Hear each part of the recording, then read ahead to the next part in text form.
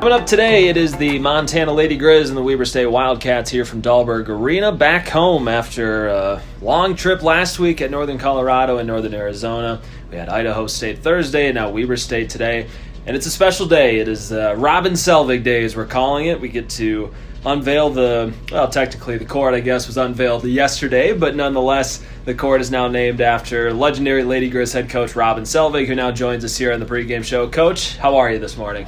I'm good. It's an exciting weekend. When you were first told that the court was being named after you, what was your reaction? Well, I didn't react very much. It was kind of out of the blue. It was only about a month ago. Kent was in a meeting, and he grabbed me afterwards and said, name the court after me. So I just was kind of taken aback and didn't really react much at all at the time. So it's been fun thinking about it since then. I was going to say, so then over the last month or so, what's been the reaction from friends, families, players? What's been that reaction?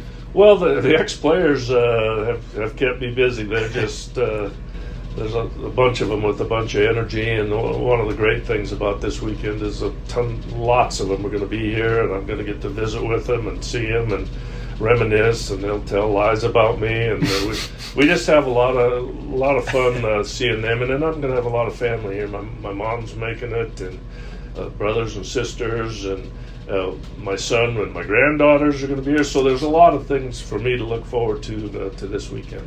So you said this weekend. What about this week? Is family coming in early? Do you guys have, is it just a hectic week kind of through and through for you? Well, it's going to be a little hectic, but most are coming in later. They're all busy doing things. My son with my granddaughters, and their birthday's going to be this Sunday.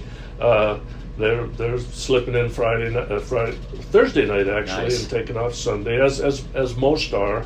But we'll have a house full, and we'll have some get-togethers there, and the Lady Griz have a get-together planned, which will be a blast. And so all that stuff makes it a weekend to look forward to for me. Absolutely. So, what for people who don't know, what's Robin Selvig up to nowadays? After coaching obviously has been 8 years past or something like that since you retired. What are you up to nowadays? Well, I've managed to keep busy. I didn't know when I retired. I thought maybe I'd find something else to do a little bit, did a little volunteering and things like that. But we get to California where both my sons are and my granddaughters. We get there as much as we can to see them. Don't want to miss a day of them growing up if I can help it. And I get up to Outlook, Montana, where my mom still lives, and help out a little bit and see her. And so got back into golf. Thought I'd get better. I didn't.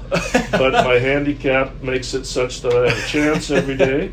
So, it's fun following the Grizzlies, all the sports. Isn't that classic golf, though? You think you're going to get better. You have some time maybe to improve your game, and nothing changes. Nothing changes. Probably got worse. I golfed. Wasn't a bad golfer 25 years ago. Right. And didn't golf for a lot of years. But I have a fun group of guys to play with, and that's awesome. It's such beautiful around here that it's good to get out and do it. Still get on the mountain bike a little bit. Nice. Good stuff. Absolutely. So do you still keep up with the Lady Griz? Do you get to games often? Yeah, I haven't missed many games. We get to, now that you can watch them when they're on the road, and we have season tickets and men's and women's and football. And so, the long winters here are made a lot shorter because you have Grizzly sports. And this Lady Griz team's been fun to follow. They're a good team, and they're a lot of fun.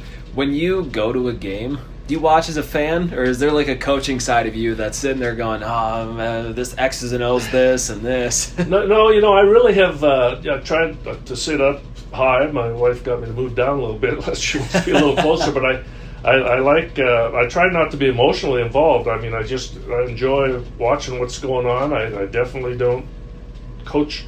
It's not my job to coach them up, or I do this or I do that. They've been fun to follow the last 5 or 6 years. Some struggles for obvious reasons. It's been some tough luck in some ways, but they've been good. And this year's team is a lot of fun. It's always fun when you have a team that can score a lot of points, and they've got a lot of weapons. And so I try and just not get. I guess I was too emotionally involved when I was coaching. I want to sit back and enjoy it. Much better for the resting heart rate, for sure. Yeah. When you did retire, what was that transition like? Was it tough on you? Because I've heard of coaches or athletes saying it is a tough way to kind of break something you've been doing for 38 years, and there's a routine built up with that. Was it tough to kind of get out of that?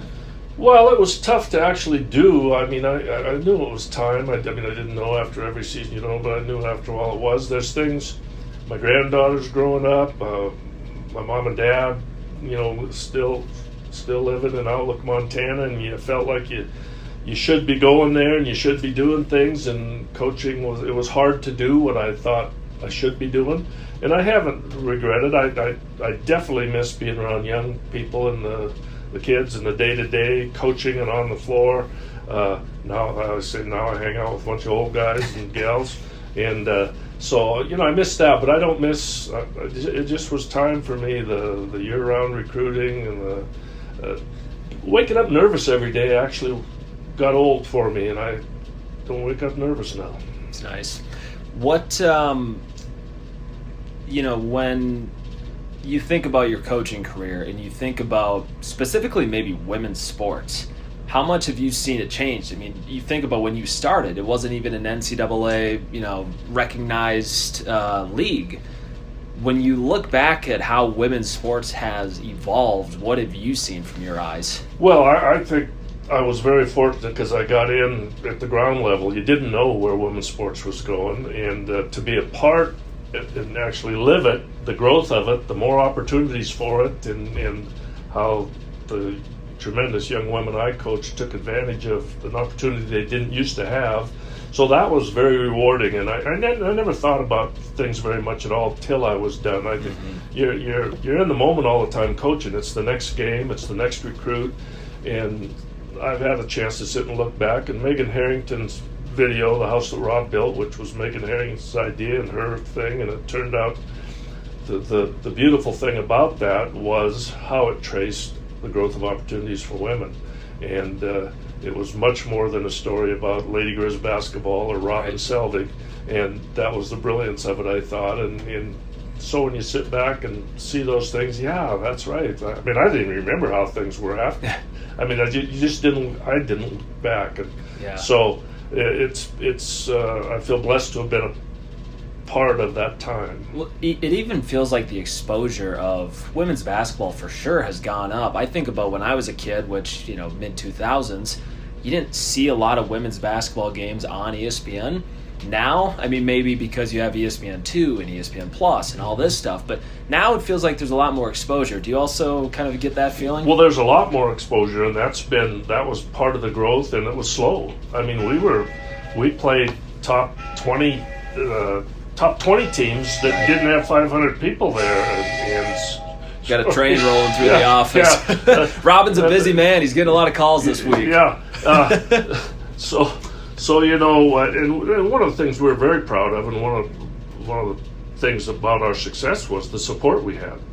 Once people gave it a look and got in there, they realized how talented and competitive that women are, and now there's lots of places that really draw, not near what you'd think there would be. Right. But it was up against already an established men's sports, men's basketball.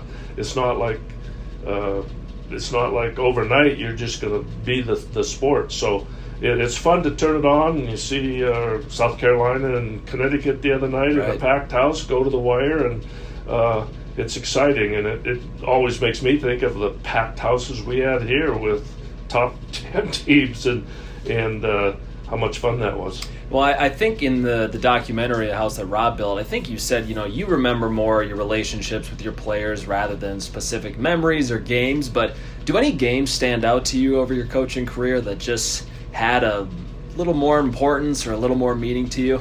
Well, there obviously were, but there was a lot of them that I always bring up the Oregon State game where we hosted an NCAA game here in the early years of it, and nobody knew, and our athletic director was out helping pull out bleachers because way more people came, and then we had, and unfortunately they were tough losses, but the Stanford game that gave us, we had a chance to go to Sweet 16 and a sellout, and the La Tech game, but we had, in the conference we had some really good teams that we played in championship teams. So we had huge crowds, and it just we averaged over 5,000 one year. The year we Incredible. played Tennessee here and stuff, and just to see the looks on the ladies' faces the first time they ran out of those locker rooms and there's all these people there, those were special. Final question for you. You just brought up the Tennessee game. What was Pat Summitt like? Did you have a relationship with her? I know they played here once, but did you have much more than that? Well, I was just happened to be visiting with her a little bit, I think in the hallway at the Final Four, and we brought up playing. I must have brought it up. She probably didn't. And she says, we've never played in Montana before. Let's do it. So we went to their place first, and she came back. But it's not like I knew Pat real well. I visited with her on the phone times, and she is more responsible probably than anybody. There's a lot of great pioneers in women's basketball, but she's a tough gal. It's not like we played a tough game with them, and she was complimentary, but she was a little upset that her team didn't do this. That was Pat, and she was a great coach and did an unbelievable amount for the growth of women's sports. That's awesome. Robin, we appreciate the time. I know you got a busy week, so we'll let you go. And if you can, try and enjoy this Saturday. I'm sure it's going to be pretty busy, but try and enjoy it, will you? I'll have fun. Thank you, Ace. That is legendary Lady Griz head coach Robin Selvig. It's Montana and Weber State coming up next. This is Lady Griz basketball from Learfield.